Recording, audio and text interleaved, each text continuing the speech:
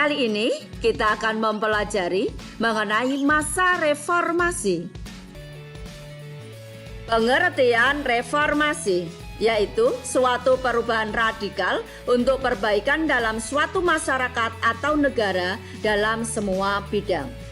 Adapun tujuan dari reformasi yaitu memperbaharui tatanan kehidupan dalam masyarakat berbangsa dan bernegara agar sesuai dengan nilai-nilai Pancasila dan Undang-Undang Dasar 45. Latar belakang terjadinya reformasi. Latar belakang yang pertama terjadi karena adanya krisis ekonomi akibat krisis moneter. Yang kedua, terjadi krisis politik karena kebijakan pemerintahan pada saat itu selalu menguntungkan salah satu kelompok atau partai tertentu saja. Yang ketiga, terjadi permasalahan dalam bidang hukum karena banyak terjadi ketidakadilan pada masa Orde Baru. Yang keempat, karena terjadi krisis kepercayaan karena terjadi KKN. Mei 1998 menjadi salah satu bulan sangat penting bagi masyarakat tanah air. Runtuhnya rezim Orde Baru terjadi pada Kamis 21 Mei 1998 saat Presiden Soeharto resmi mengumumkan pengunduran dirinya sebagai Presiden Republik Indonesia di Istana Negara Jakarta. Setelah pengumuman Soeharto mundur dari jabatannya, B.J. Habibie yang menjabat Wakil Presiden dilantik menjadi Presiden ketiga Indonesia di depan Mahkamah Agung lantaran pelantikan Presiden di gedung DPR MPR tidak mungkin dilakukan karena seluruh sudut gedung Dewan diduduki mahasiswa sejak beberapa hari sebelumnya. Latar belakang utama kepemimpinan Soeharto tumbang karena aksi demonstrasi besar-besaran mahasiswa yang menduduki gedung DPR MPR semakin ramai sejak beberapa hari sebelumnya. Kerusuhan hingga penjarahan massal beraroma sara terjadi di sejumlah titik di ibu kota, mulai dari 13 hingga 15 Mei 1998.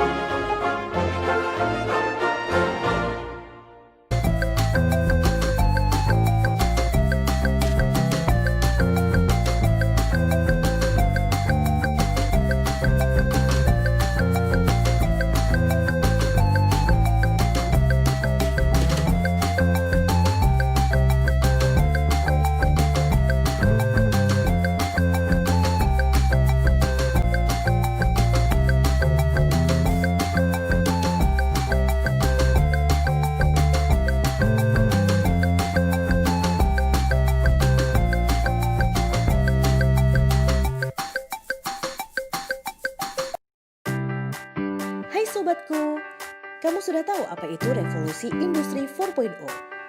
Revolusi industri 4.0 itu ketika semua industri menyentuh dunia virtual berbentuk konektivitas manusia, mesin, dan data atau yang biasa dikenal dengan Internet of Things. Nah, kalau kita tengok kanan dan kiri, kayaknya revolusi industri 4.0 sudah mulai berjalan nih di Indonesia. Mulai dari munculnya sektor industri startup hingga perubahan yang begitu cepat di era digital. Kalau begitu, revolusi industri 4.0 bisa jadi peluang yang baik dong untuk Indonesia. Untuk meraih peluang itu, Indonesia memiliki Undang-Undang Nomor 52 Tahun 2009 yang mengatur tentang kependudukan dan keluarga. Di dalamnya terkait juga tentang program keluarga berencana dari BKKBN. Tapi tidak hanya undang-undang yang kita butuhkan. 3 komponen ini yaitu keluarga, masyarakat, dan dunia pendidikan juga berperan penting untuk membentuk karakter bangsa. 3 komponen ini harus berfungsi optimal dalam menumbuhkan dan melestarikan nilai-nilai esensial seperti integritas, etos kerja, dan toleransi. Nah, jika kita tidak menyiapkan peran 3 komponen ini dengan baik, maka cita-cita mencetak SDM berkualitas akan semakin jauh dari harapan. Kalau begini ceritanya, revolusi industri 4.0 bisa jadi peluang sekaligus tantangan untuk Indonesia.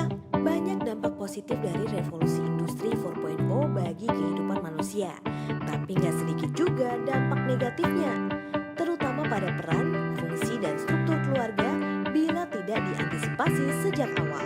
Perubahan pada keluarga yang dimaksud adalah waktu untuk keluarga sangat terbatas dan kebutuhan yang tinggi, membuat perempuan jadi ikut bekerja. Akibatnya komunikasi dengan anak jadi berkurang.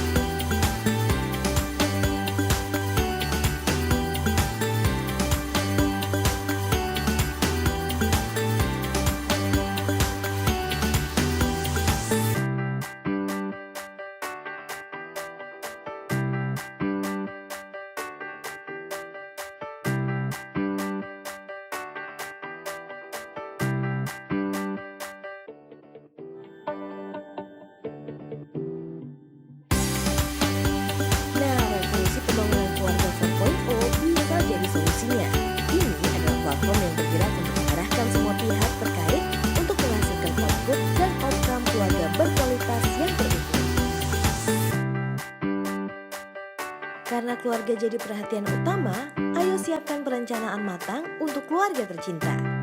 Selamat beraktivitas!